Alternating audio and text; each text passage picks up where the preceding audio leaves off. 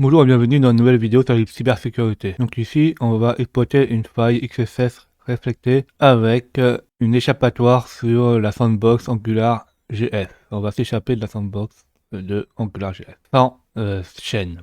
Donc, on a un laboratoire qui utilise Angular d'une façon inhabituelle quand la fonction eval n'est pas disponible et qui nous permettra utiliser toutes les chaînes dans AngularJS. En fait, on va faire une chaîne qui va permettre de s'échapper de la sandbox.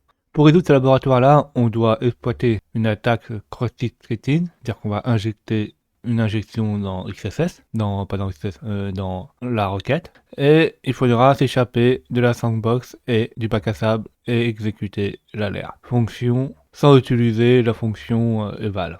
La première chose à faire, c'est d'accéder sur Access Lab. Et en fait, c'est dans la fonction search qu'il y a l'exploitation, la faille. Ici, je vais vous expliquer ce qu'on va injecter. Là, on va injecter de l'Angular. Donc, la première chose, c'est qu'on va faire search égale evaluate toString. Parce qu'en fait, si par exemple je mets ABC, je fais search, on regarde la requête, on voit que là sur le lien, pour faire passer ma recherche, il a fait search. Donc point d'interrogation search, donc il a mis la variable search et il a fait égal ABC, il a fait passer notre entrée ABC. C'est comme ça que ça fonctionne. Après, nous on met égal 1, mais on peut mettre autre chose. Donc non, il faut mettre 1, parce que ça fait 1.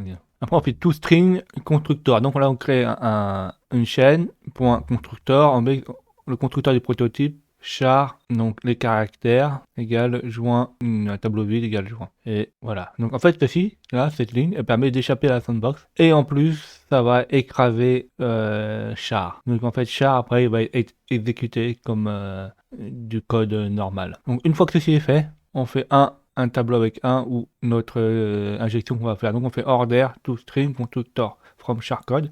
Donc comme ceci là, le toString constructeur charcode a été écrasé, il va être exécuté et il va exécuter le code qui est à l'intérieur. Donc là on a encodé notre fonction en décimale, pas en hexadécimal, en décimale, en base 10, égale 1. Donc 1 égale ou 1 et ça sera toujours vrai, donc ça va exécuter ce qui est à l'intérieur. Donc ce qui est à l'intérieur de from charcode, si on le décode, ça nous fait from charcode x égale alerte 1. Donc en fait, il va lire ceci et il va exécuter alerte 1 en JavaScript ou AngularJS. En fait, ça va nous faire popper, dans ce cas, l'alerte, mais sinon, ça peut nous faire popper une vraie exploitation. Faisons ceci. Donc par exemple, on copie jusqu'au point d'interrogation, on fait copier et coller sur le lien en haut là. Donc CTRL C pour copier et CTRL V pour coller. Donc là, je fais copier, coller. Donc là, faut bien vérifier que c'est search. Ouais.